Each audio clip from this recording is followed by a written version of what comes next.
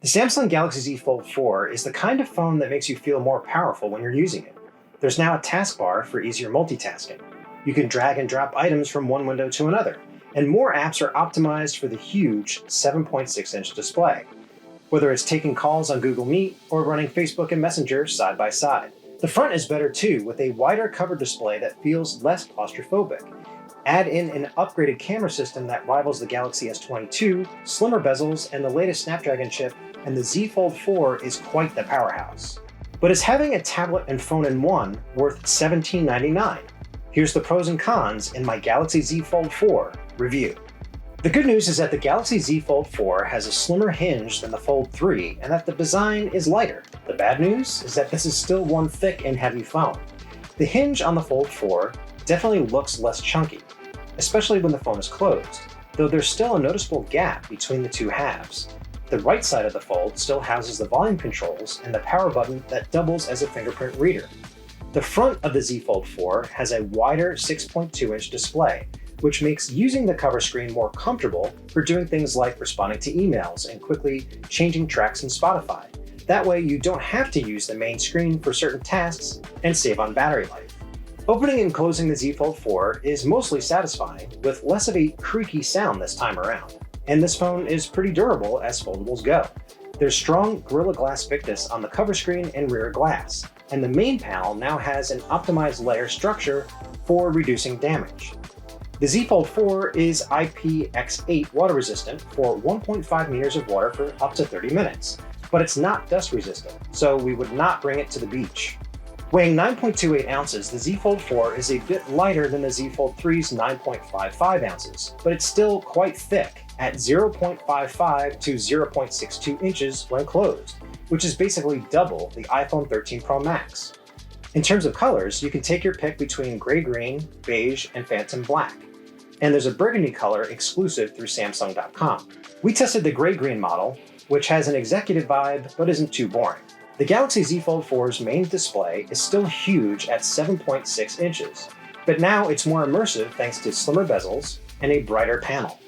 When watching the Thor: Love and Thunder trailer, Thor's blue and gold armor popped off the screen, and the picture was nice and crisp.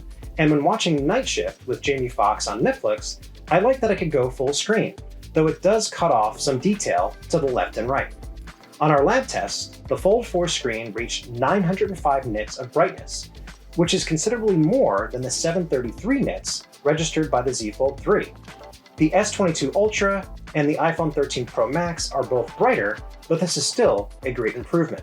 You still get 120Hz displays on both the front and main screen, which makes for smooth scrolling when surfing the web. However, the crease is still very much visible on the main panel, especially when using apps like Google Maps.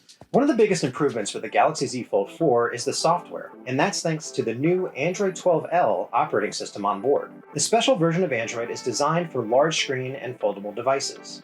To make multitasking easier, there's a new taskbar that appears at the bottom of the Galaxy Z Fold 4's display that automatically shows your recent apps. And you can decide what favorites appear on the taskbar by simply rearranging the main home row on the home screen. Just like before, you can run up to 3 apps on the large 7.6-inch display at once, though I usually stick to just 2. I like that I can just drag an app off the taskbar to open it and put it on the left or right side of the screen. Or you can just swipe up with 2 fingers when you're in an app if you want to place another app next to it, though you have to enable this gesture in settings. One of the benefits of being able to run apps side by side is drag and drop. So, for example, I can drag a photo from the Gallery app to an outgoing message in Gmail. In addition, Chrome now supports drag and drop functionality for things like photos and links. Flex mode has also improved with the Galaxy Z Fold 4, which puts the content of apps up top and controls down below when you fold the screen in half. YouTube works well in this mode. Samsung has also worked with several developers to take better advantage of the foldable display, including Google Meet and Zoom. And in the Facebook app, you can see your feed on one side and open Messenger on the other. The Galaxy Z Fold 4 has caught up not just to the Galaxy S22 series in terms of camera quality, but also the iPhone. The biggest upgrade is a new 50-megapixel main camera with a 23% brighter sensor. You also get a 12-megapixel ultra-wide camera and a 10-megapixel telephoto zoom lens with 3x optical zoom and 30x space zoom. The front of the phone houses a 10 megapixel selfie camera, but the right side of the 7.6-inch display has an underwhelming 4 megapixel sensor.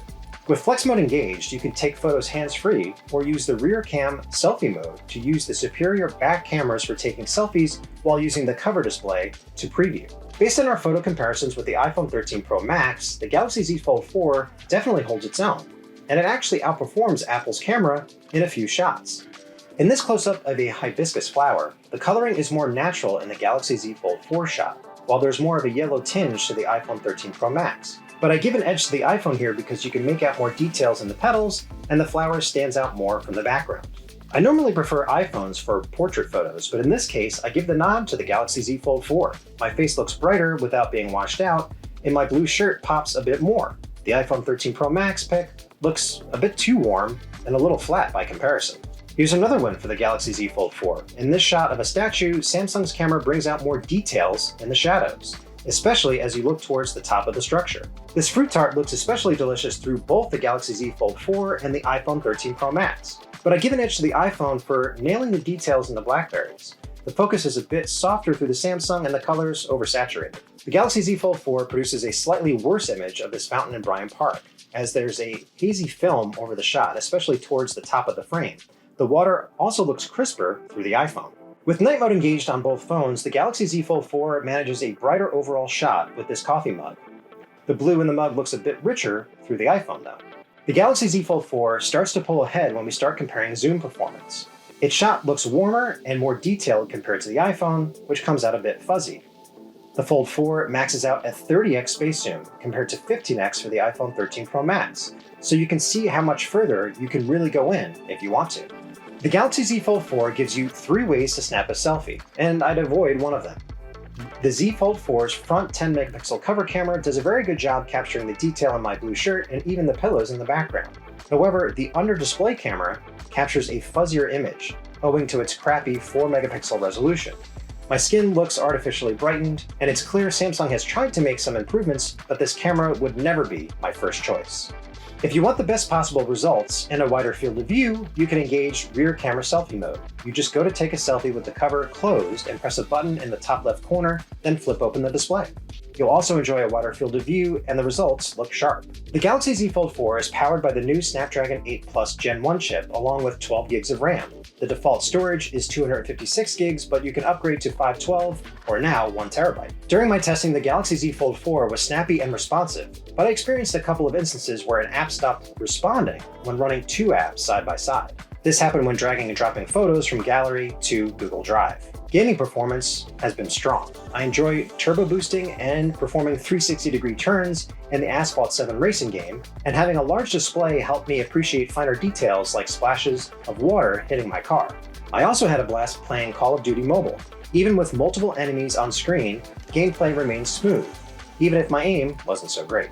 On Geekbench, which measures overall performance, the Galaxy Z Fold 4 scored 1328 on the single-core test and 3831 on multi-core. That's higher than the Galaxy S22 Ultra, but behind the iPhone 13 Pro Max. Turning to graphics, the Z Fold 4 notched 52.8 frames per second on 3D Mark Wildlife. That's actually a bit less than the S22 Ultra, and once again, the iPhone 13 Pro Max came in on top. Last but not least, the Fold 4 transcoded a 4K video to 1080p just a hair faster than the S22 Ultra, taking 45 seconds versus 47 seconds. The iPhone needed just 25 seconds. This is one of the things that had me nervous about the Galaxy Z Fold 4. It has the same battery capacity of 4,000 milliamps as the Z Fold 3. I worried because the Z Fold 3 lasted just 7 hours and 52 minutes in 60 Hz mode and 634 on adaptive mode on our web surfing test.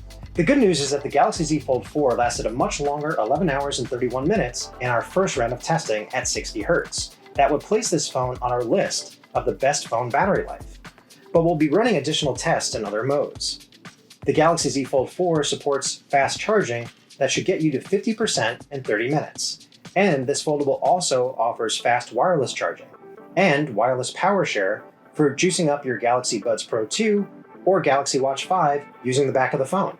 The Galaxy Z Fold 4 supports S Pen input, so you can take notes, draw, and sketch on the large 7.6-inch display.